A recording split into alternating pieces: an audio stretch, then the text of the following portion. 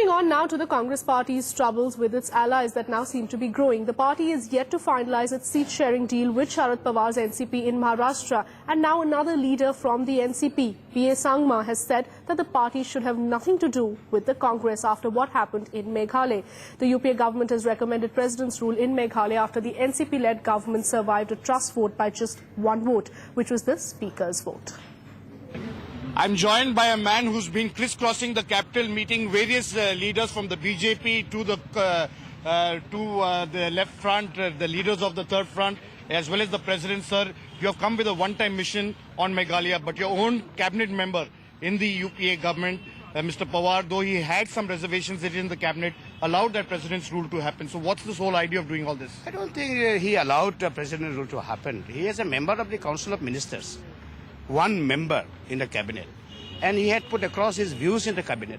He has opposed the imposition of presidential rule in Meghalaya, but if the cabinet by majority decides, he could not do anything. Sir, is this going to be a friction point between the NCP and the Congress, especially given the state of affairs in Maharashtra? Of friction? Maharashtra, I don't know. Yesterday, I have given my views that if you look at the behavior of the Congress, in Bihar, they will not give a seat to Tariq Anwar. In Goa, we are running the government together, and they will not give a seat in Goa. Maharashtra, they want to take a major chunk of the seat, both in Lok Sabha and in the Assembly. In Meghalaya, NCP government will be dismissed summarily without any constitutional provision. Why should we be with that party? This is what I'm questioning. And I'm telling Sharad Pawar, you think about these points.